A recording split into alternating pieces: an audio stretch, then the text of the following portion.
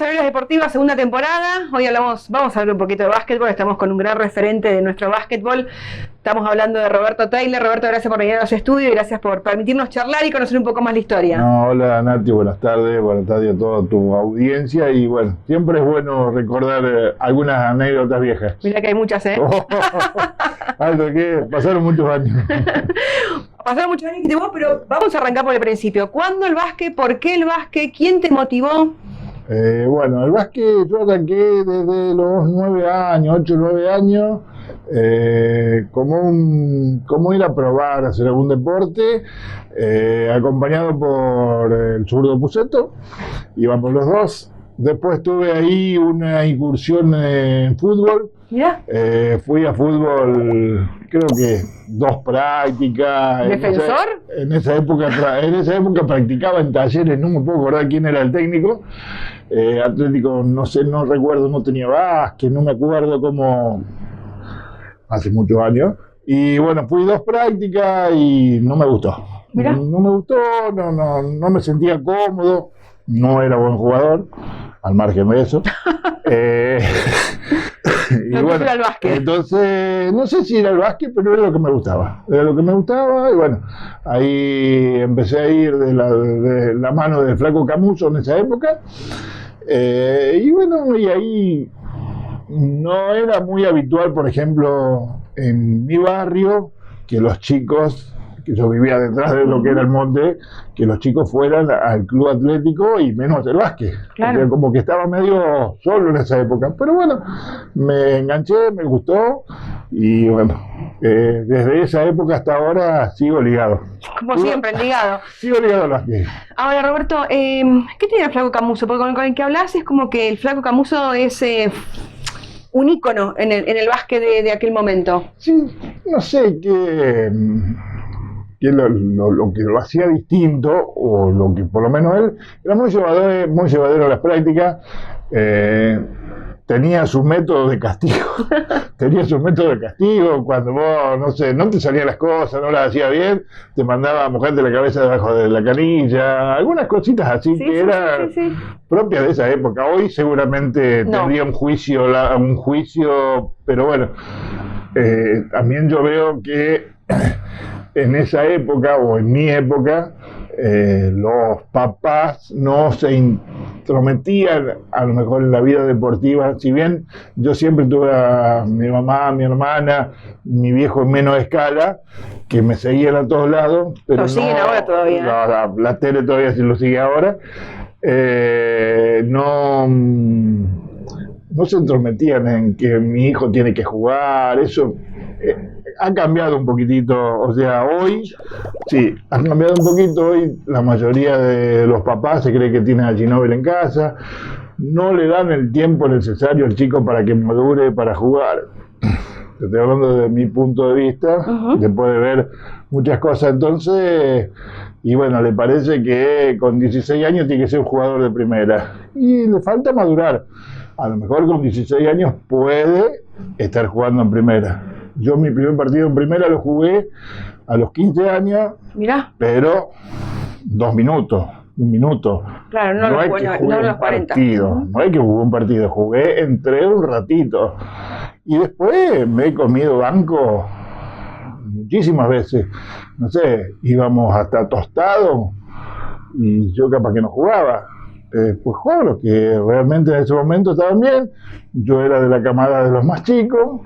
Y bueno, en esa época, por ejemplo, te estoy hablando de la época de Bailones, Bebán, donde jugaban los que realmente tenían condiciones. Y nosotros tuvimos la suerte o la mala suerte que justo agarramos el cambio con Sastre en la época que nosotros veníamos atendiendo. Yo hablo de nosotros, Jerónimo, Zurdo, Balá, Cuca Ferrato, Cuca, Beto Walter. Exactamente, y ellos venían como descendiendo en la época de Boero, de Pitín. Y Grenón estuvo en una época donde estaba bueno todavía, porque Grenón es casi de mi edad. Entonces todavía él estaba jugando en la época. Después, bueno, nosotros los hemos superado, los chicos nuestros en su momento tenían mucho gol. Yo integraba el equipo, pero no era el de la figura del equipo. O sea, yo sabía cuál era mi papel dentro del equipo. Claro. Y bueno, compartía eso. O sea, donde Marcelo hacía 20 puntos, Balá hacía 19, el zurdo hacía 25, había alguno que tenía que ir al sacrificio. Bueno, ese era yo. Siempre con la 12. Es siempre con la 12, gracias a Dios, sí, eso sí. ¿Por qué la 12? Porque es un número que tocó y quedó. No, un número que tocó, sí. Viste que los pibes hoy te eligen los números por sí, algo. No, esto fue azar puro. Y bueno, y después, ¿quién usa la 12? Yo, ¿quién usa la 12? Yo? Y como que te encariñas del número y te queda para siempre. Es más, Sebastián en una época usó el 12 y bueno, Santiago lo hizo menos, pero cuando podía usaba la 12. Aparte, Roberto, cuando hablamos de la época de ustedes, cuando empezaron a jugar al básquet, cuando estaban en primera, no teníamos el piso que tenemos hoy, que es flotante, que evitas lesiones, que tiene otro impacto en la rodilla o las articulaciones. No, yo te estoy hablando de cuando yo arranqué, cuando arrancamos, la cancha era de piso de mosaico rojo. Mirá. Algunos estaban levantados porque no era un billar el piso, al aire libre, por supuesto, y tablero de madera. Ah, qué increíble. Sí, la reforma que se hizo el club, es más, vestuarios afuera, donde la puerta era casi una puerta de vaivén, hacía mucho frío en el invierno, íbamos a entrenar de gorro, íbamos a entrenar muy abrigados. Pero bueno, nos gustaba todo y íbamos. Después de eso se cambió, bueno, se hizo el gimnasio, se cambió al piso, que era casi un pavimento, que era... Lo tengo ahí, la imagen, era... Claro, sí. El piso vos te caías y el pelón de la rodilla era así, no había forma de salvarte. Y bueno, las zapatillas, por ejemplo, la suela quedaba lisa, sí, se gastaban mucho. En esa época, bueno, estoy hablando de las zapatillas, las topper de tela. La flecha, que no existe más. Las flechas eran un poquitito antes. La Puma, todo, estamos hablando todo en tela. O sea, hoy cambió muchísimo todo. Tenés cámara de aire, la indumentaria, los pantaloncitos, los cuales eran cortitos, no te tenías que descuidar porque eran demasiado cortos. O sea, en la época donde yo arranqué, que hay fotos en el club, usábamos las camisetas, teñidas de azul con un número de cuero. O sea, evolucionó un montón. Hoy le pone una camiseta de eso a un chico y es muy probable que no juegas al básquet. No, es muy probable que te eche el carajo. Roberto debutó en primera equipo a los 15 años. ¿El Flaco Camuso era el técnico también en ese momento? Era el Flaco Camuso. Después hubo distintos técnicos. Entrenadores, yo no los tengo a todos porque algunos se me escaparon. Pero bueno, sí lo tengo a Judío Caramanian. Era un personaje judío. Un personaje grande. A Miguel Aymazo. Después otro chico de Rosario que no me estoy acordando ahora, que en realidad ahí yo tuve un pequeño, casi dejo de jugar al básquet. ¿Ah, sí? Sí, porque como que hubo un malentendido. Venturi era el apellido del técnico. En esa época, te estoy hablando del año 90, yo en enero nace Sebastián. Y bueno, yo me demoré en ir a entrenar porque, bueno, era el primero. Sí, como todo papá primerizo. Exacto. Y bueno, como que me había dejado fuera del plantel por no yo haberme reintegrado a las prácticas como correspondía. Y bueno, tuve una serie de discusiones, estuve retirado 5 o 6 meses hasta que después este hombre Venturi se fue o lo echaron, no tengo presente. Y bueno, volví nuevamente a la cancha, que era lo que me gustaba, ¿no? Era Totalmente. Lo que me gustaba. Ahora, Roberto, tengo imágenes muy vagas, era chica. El campeonato de campeones, explícamelo porque fue una locura lo que se dio María Juana. Sí, sí.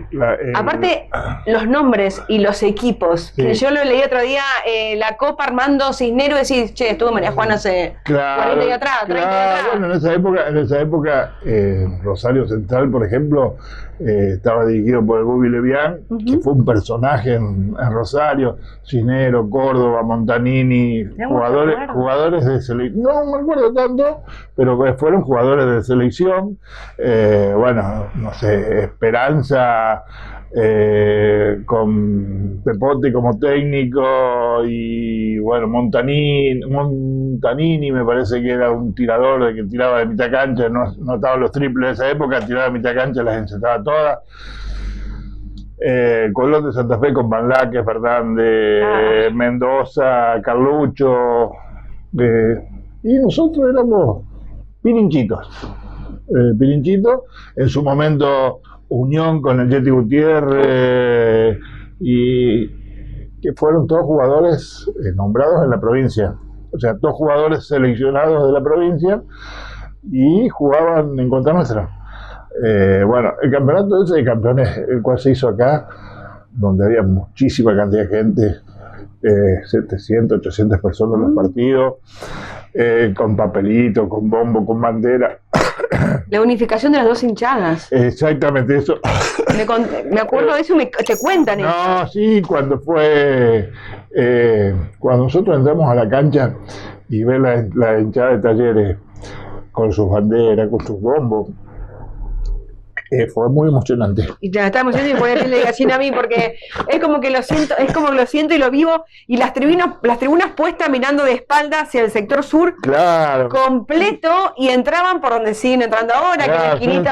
Siempre por la misma esquina, porque el vestuario sigue siendo igual, era el mismo vestuario, y no, sí, la verdad que fue muy, muy bueno, muy lindo.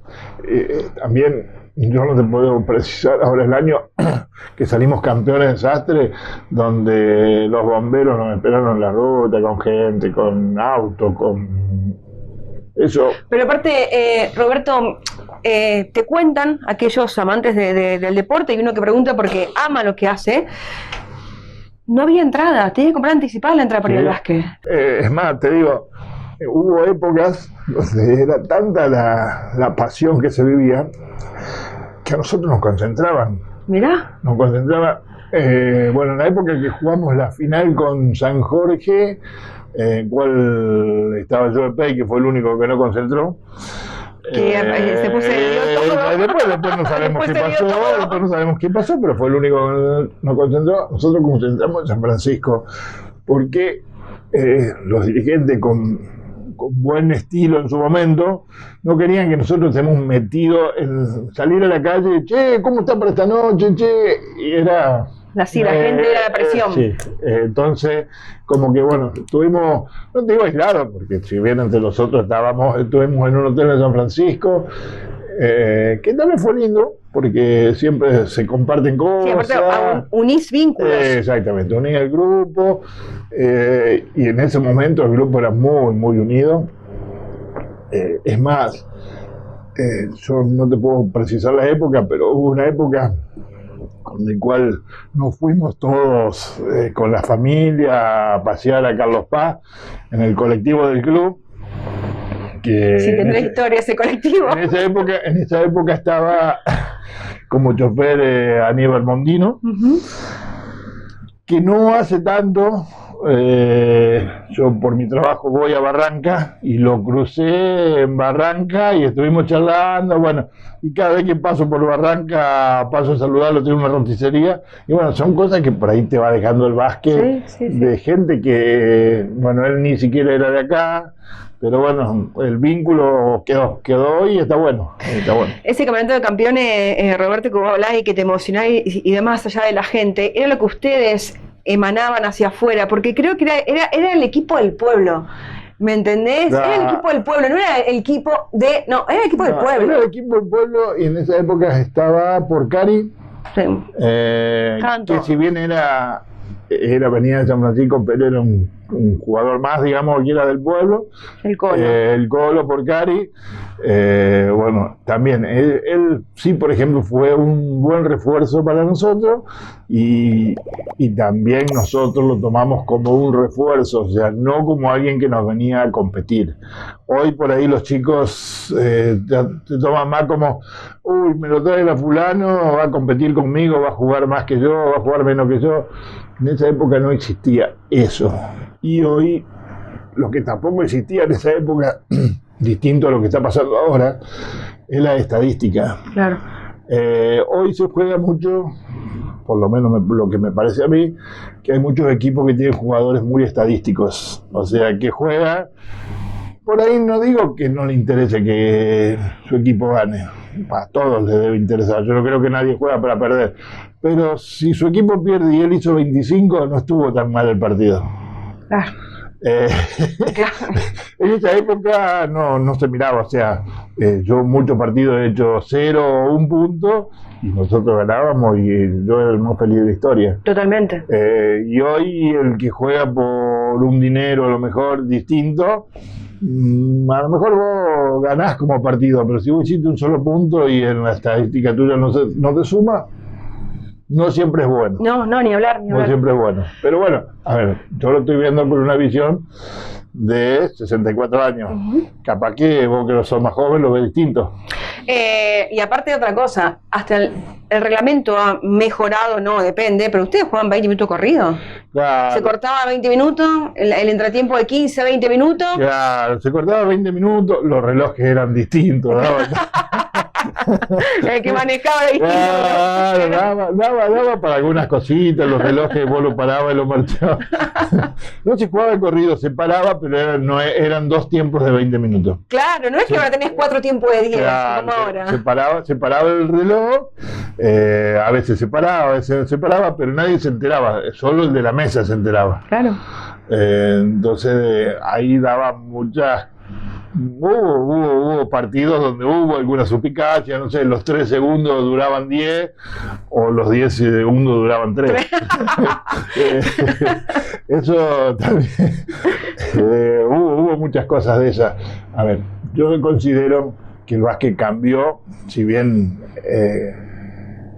no sé si cambió mucho en la parte de entrenar, porque nosotros, me incluyo, con 1,92 m, 93, no la volcábamos porque nuestro entrenamiento de chicos no era para volcarla, y hoy tener los jóvenes de 1,70 m pasan hacia arriba del aro, entonces los entrenamientos eran distintos. Creo que los partidos eran distintos, los árbitros eran distintos, el roce estaba, o sea, el pivot, el alto, jugaba debajo, no salía a tirar ni doble ni triple, o sea, era ahí abajo, y las cachetadas se sentían. No sé por qué, pero me marcó tanto el árbitro Settembrini, puede ser en aquella época. Sí, Roberto Settembrini. ¿Por qué lo tengo? Pero me acuerdo patente de él, hablas de esa época y es Roberto Settembrini, no sé por qué. Hubo muchos, Settembrini, hubo los García de Rosas. Settembrini era de Rafaela. Sí. García era de San Francisco, de Santa Fe, Rosario. De Rosario. Porque en aquella época se estilaba que los árbitros vengan de ese lugar. Claro. No es que teníamos arbitrajes locales como acá tenemos no había directamente, o sea, o era de San Francisco que venía Barrera, o era de Rafaela que venía Turati, Roberto, Caglieri, que era un muchacho que después falleció, Chena, que sigue todavía, hasta hace poquito siguió dirigiendo, que era, para mi gusto, un poco medio desubicado. Después, no me está saliendo ahora, no soy muy para los apellidos. Venía uno que lo dirigió hasta no hace mucho, hasta que Rosario jugaba a Santiago. Fui a la cancha a verlo y lo encontré en la cancha. Y dije, ¿qué hace acá? Un hombre de hoy, 70 y pico de años, no me está saliendo, que todavía estaba dirigiendo. ¡Qué barro! Pero bueno, todavía en esas cosas que uno va aprendiendo, y bueno, en el básquet siempre se sigue aprendiendo, Y bueno, yo como ahora, ya como dirigente casi retirado, quiero aprovechar o quiero vivir el básquet distinto. De otra manera, sentarte en la tribuna, verlo, disfrutarlo. Exactamente. Vos por ahí, estando en el grupo, en el equipo, y a lo mejor hasta ni siquiera ves bien algunos fallos porque parece que te están perjudicando. Entonces, bueno, quiero ver si este año puedo sentarme a disfrutar el básquet distinto, de lo que me gusta. Roberto, ¿qué es lo que tenías Caramañas? Porque, a ver, la impresión que daba desde afuera que tenía una autoridad impresionante. ¿Cómo era dentro del grupo? ¿Cómo eran los entrenamientos? Porque fue te digo, creo que él marcó mucho y en una época muy importante del básquet. Sí, él tenía un carácter fortísimo en cuanto a adentro de la cancha. Él dentro de la cancha, lo que le salía en su momento te lo decía. O sea, también tenías que tener vos la suficiente capacidad para absorber lo que te decía, porque en algunos momentos era como, no te podría decir hiriente, pero no gustaba. Sí, no gustaba. Pero él después, fuera de los entrenamientos, en el asado, era uno más del grupo. Pero bueno, tenía un temperamento que era muy, muy fuerte. No sé si era tanto a lo mejor con el equipo, pero sí por ahí se enloquecía, zapateaba y gritaba. Sí, me acuerdo con la remera, lo veo con una campera de cuero negra. No, por ahí zapateaba y te llamaba y te decía barbaridades y te las tenía que decir. Pero a ver, todos lo tomábamos como que era su temperamento. Claro. No es que lo hacía... Un aprendizaje, digamos. Exacto, no es que lo hacía de maldad o de que te quería herir. Pero no, tuvo su parte fuerte, pero en el grupo era muy buen llevador de grupo. Llevador de grupo, estaba casi siempre. Esa época, Roberto, me acuerdo. Perdón, de San Vicente lo veo al Flaco Falasconi, que ya no está entre nosotros físicamente. Sí. Lo veo a Ramelo. Me voy para San Jorge, veo al Pichi Cinquini. A Suárez, que nos vamos a acordar toda la vida, Suárez en esa final.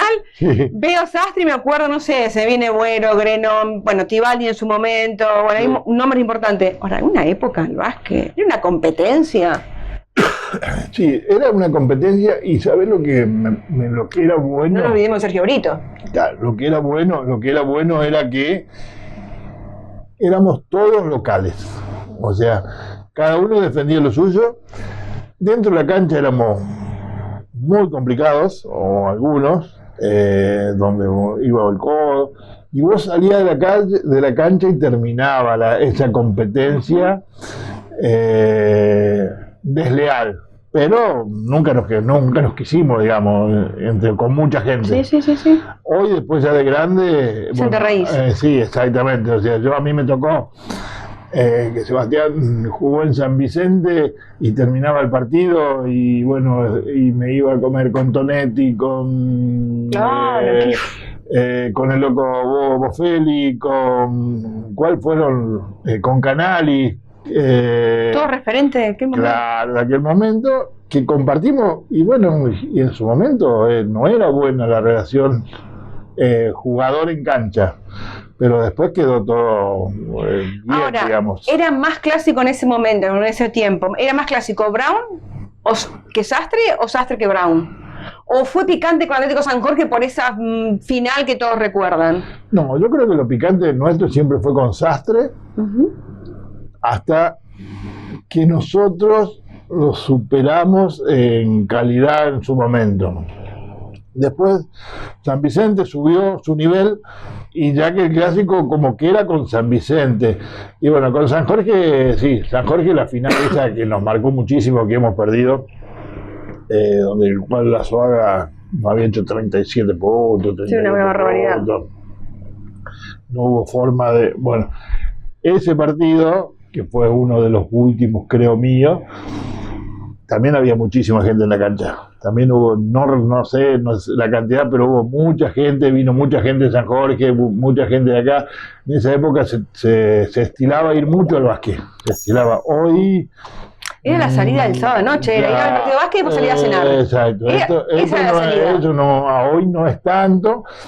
también creo que hay muchas más disciplinas donde por ahí también la parte económica no ayuda mucho y bueno, por ahí tenés que elegir a lo mejor. No sé, el que le gusta el fútbol en su momento podía y iba al fútbol y al básquet, hoy a lo mejor no puede y o va al básquet o va al fútbol. Ujú. Entonces ahí como que se van dividiendo las cosas. No sé, es un pensamiento mío que a lo mejor no todos lo comparten, ¿no? Ahora, Roberto, ¿cuándo decidiste dejar de jugar al básquet y por qué le tomaste la decisión? No, yo decidí dejar de jugar al básquet a los 32 años, en el año 92. Re joven, porque tenía para un tiempo más. Sí, tenía 32 años. Bueno, no me daban tanto los tiempos,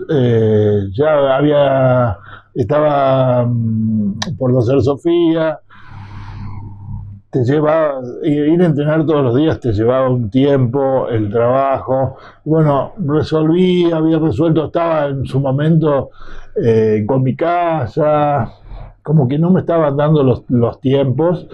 Y bueno, y venían chicos de abajo también, que venían bien, y uno también tenés la posibilidad de darle a ellos.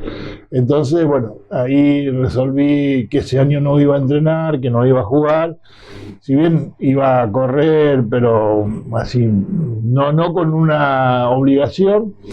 Y bueno, después el año próximo, Trebolense hace básquet con Jorgito Galo de técnico. Y bueno, nos viene a hablar en esa época Marcelo el zurdo, y yo que estaba retirado, entrenando poco pero retirado, y con dos jugadores más que querían empezar a hacer básquet y Jorgito, danos una mano, vamos a ver. Bueno, entonces volví a jugar. En esa época que no se acostumbraba, había un dinero de por medio que a mí me venía bien. Entonces, Totalmente. bueno, todas esas cosas fueron. Bueno, después ahí tuve una mala experiencia porque. Mala experiencia por parte mía o por culpa mía, en el cual en un partido con Sastre hubo una agresión y bueno, ahí tuvimos un altercado y a mí me dieron 9 fechas de suspensión y a Marcelo le habían dado 8, creo. Bueno, ahí ya se terminó el torneo, un torneo de 7 u 8 fechas en una expulsión. Ya está. Ya está. Y ahí fue donde terminó tu carrera. Mi Ya como que carrera. no tenés más ganas de volver, digamos, a partir de ahí. No, ya no, porque, a ver, cuando vos también te pones grande y reaccionás en algunas cosas, te tenés que dar cuenta que ya está. O sea, cuando tu mente va más rápida que tus piernas, que tus manos, es difícil. Si bien después seguí corriendo, entrenando, iba, pero no pude, no más jugar porque no daba para jugar. Nunca se te cruzó en la cabeza entrenador, ¿no? No, vos sabés que en una época fui entrenador de chicos, cuando no había, fui entrenador de chicos, pero vos sabés que no, como que no me llamó la atención, como que no tengo la paciencia suficiente como para, a lo mejor, como para dialogar o como para hablar, y no, la verdad que no se me dio. Porque viste que generalmente los jugadores se retiran y hacen, qué sé yo, el curso de entrenador. Sí. Y yo siempre digo que no es difícil, que es re difícil estar, como fuiste como jugador dentro de la cancha y estar detrás de la línea. Yo creo que es difícil manejar eso. Hoy un entrenador, más que sapiencia deportiva, tiene que tener mucha sapiencia para llevar el grupo. O sea, hoy para mí la importancia de llevar el grupo es fundamental. Por supuesto, tenés que saber, tenés que tener una idea, pero si vos dejaste afuera un jugador por H, por B, por J, ese jugador, vos tenés que tener la posibilidad de explicarle que el jugador te entienda. Si no te entendió, estás fracasando. Ahora, Roberto, ¿ustedes se dieron cuenta que esa generación marcó un antes y un después en el básquet?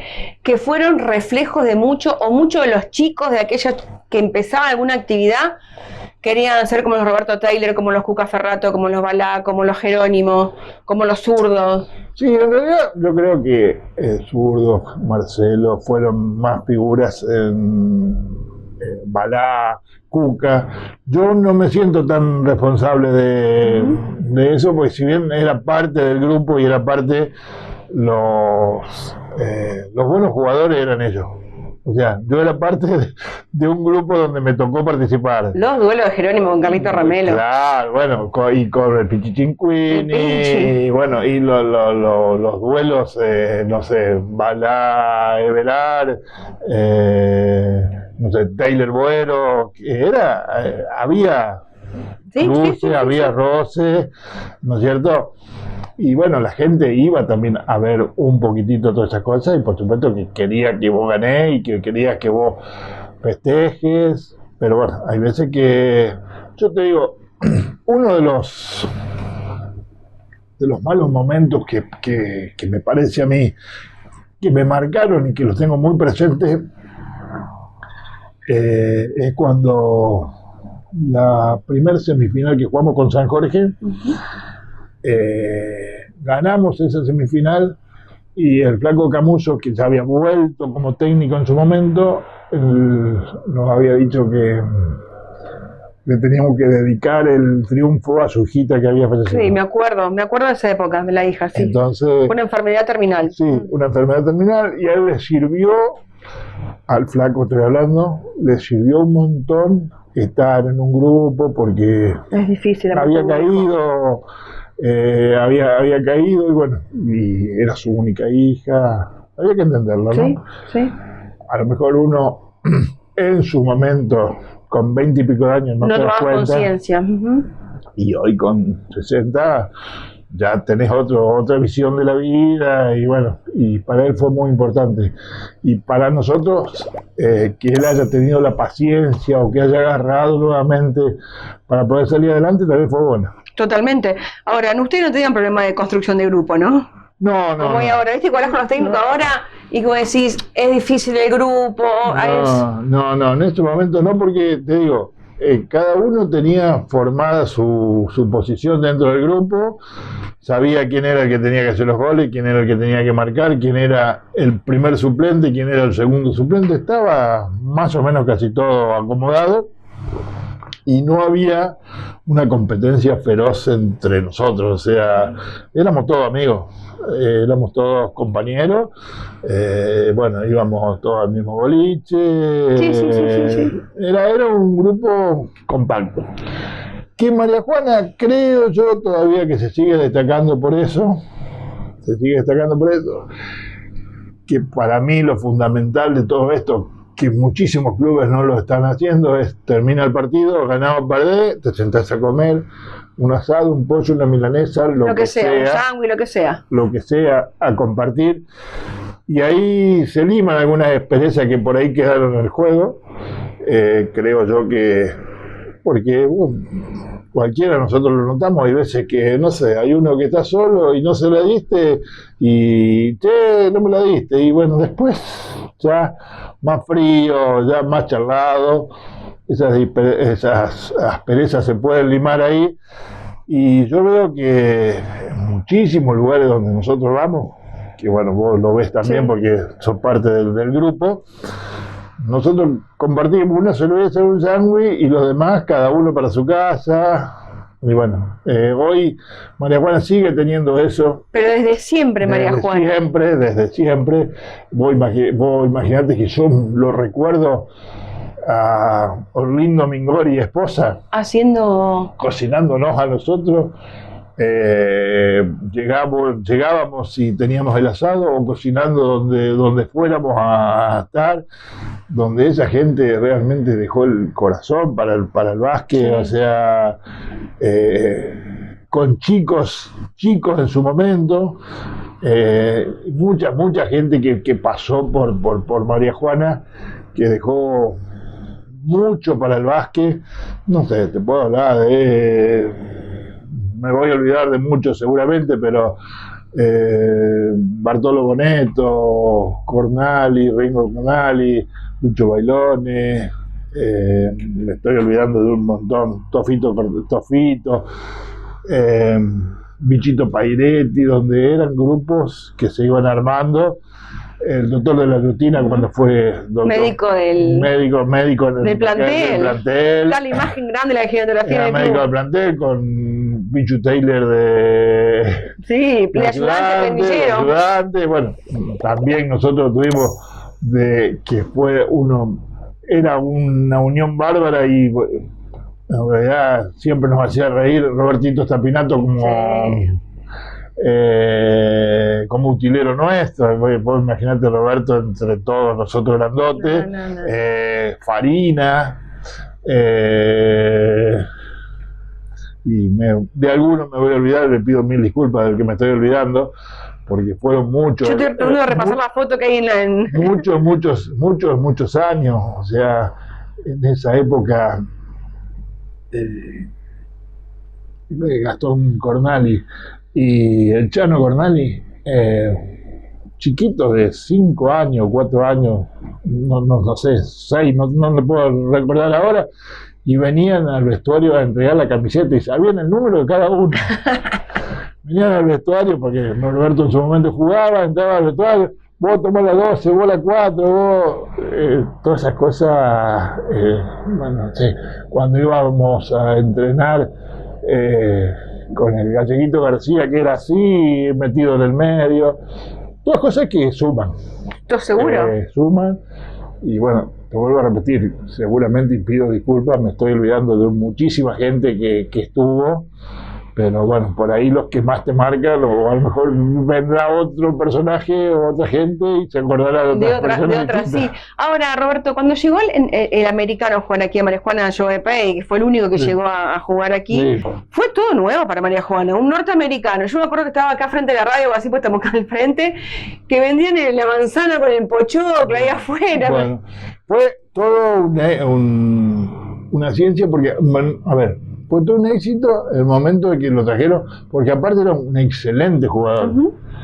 Cuando Negro quería jugar, jugaba. Te pintaba la cara. Pero yo te digo que yo jugaba en los entrenamientos y era fortísimo, era durísimo de marcar. El tipo te ponía el codo, lo que no tuvo es buena referencia, o sea, bueno, está bien, no fue buena persona, por eso terminó como terminó. Es muy probable que sea así, ¿no es cierto? Pero como jugador, un excelente jugador, no muy bueno como persona, pero ahí sí, carrera que salió. No, me la tengo en la imagen todavía. Mira, él iba al lado de mi casa, está, no sé cómo se llama, el Salón de los Testigos de Jehová, y él iba al Salón de los Testigos de Jehová, se tenía que agachar así, no pasaba de la puerta. Una cosa que era enorme. Y en su momento a nosotros creo que nos sirvió, muchos aprendimos cosas, menos mal que no aprendimos todo lo que no era buena persona, pero basquetbolísticamente nos sirvió.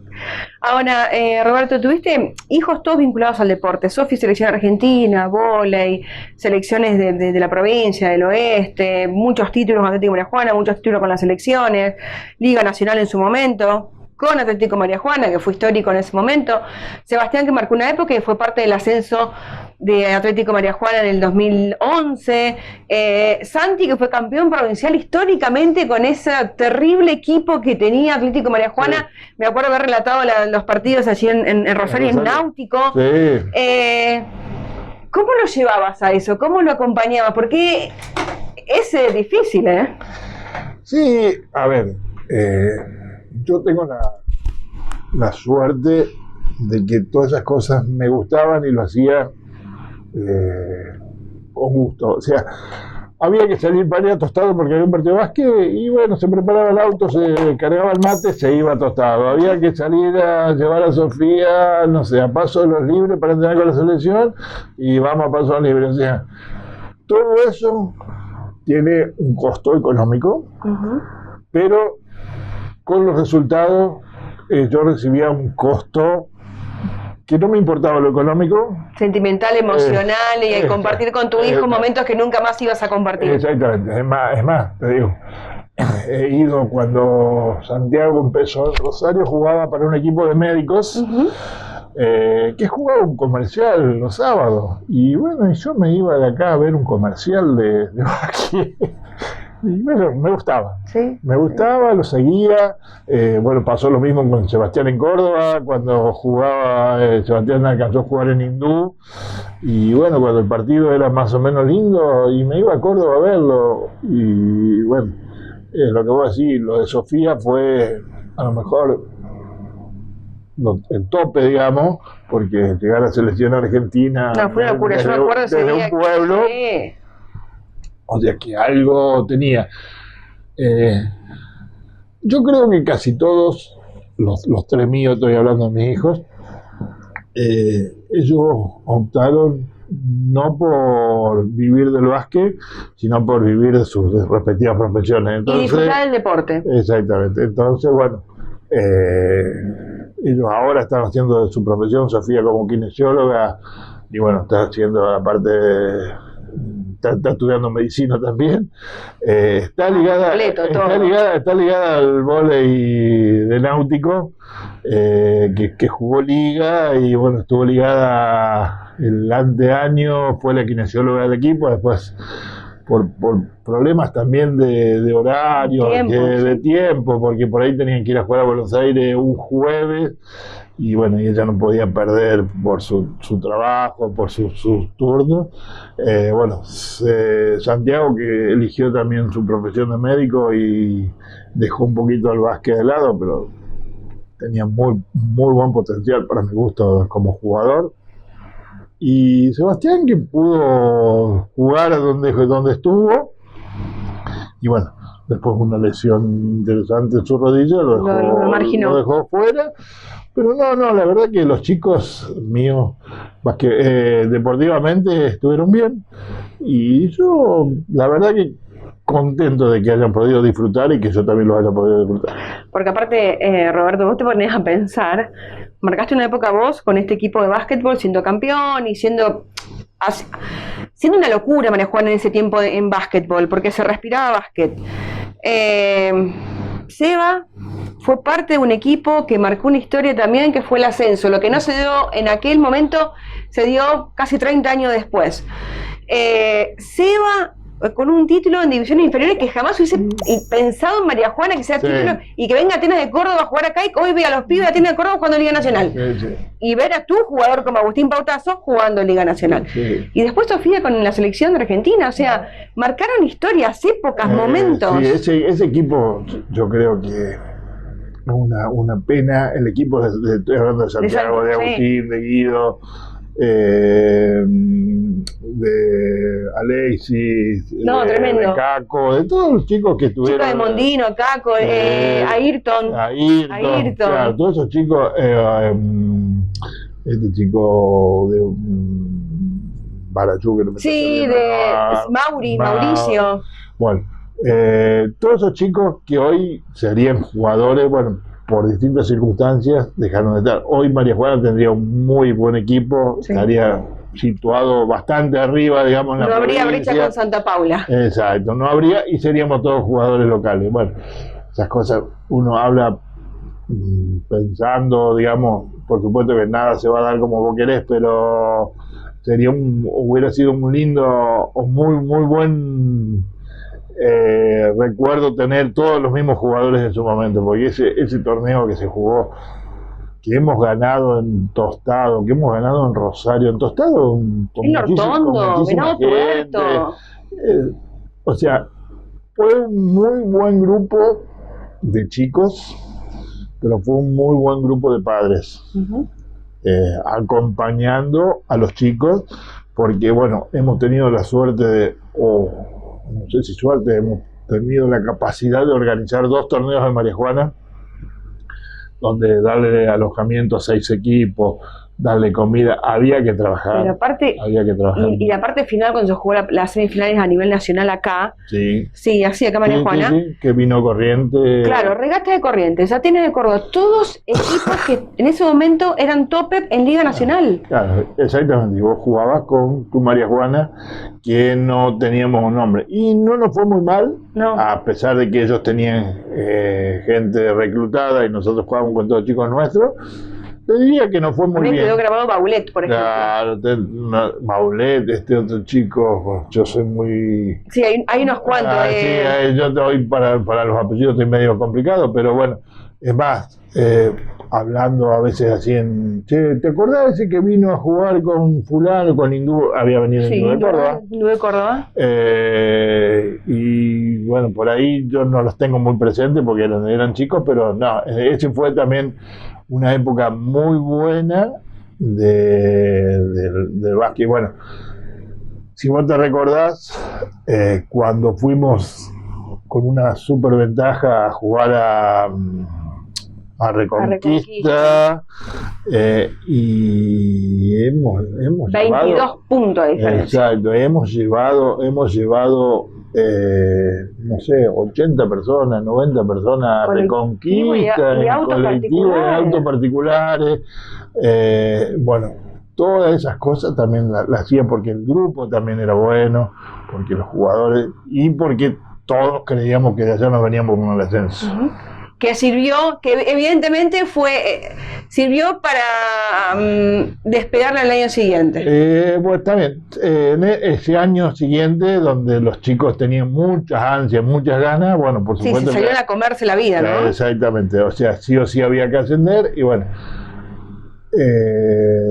Ahí yo creo que también le cambió la cabeza a muchos de que la diferencia no solo la sé dentro de la cancha, o sea, cuando vos, porque nosotros cuando entramos a jugar a Reconquista, el primer cuarto, recuerdo, perdíamos por 17 puntos. No, la verdad, hacía un calor y nos llegaba a las 2 de la tarde.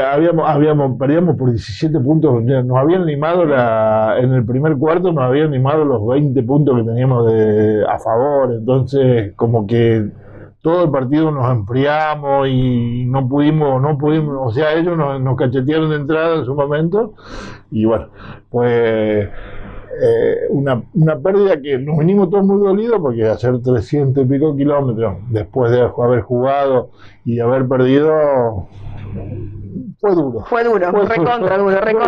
Fue duro. Roberto, la última, ¿el básquet qué significa en tu vida?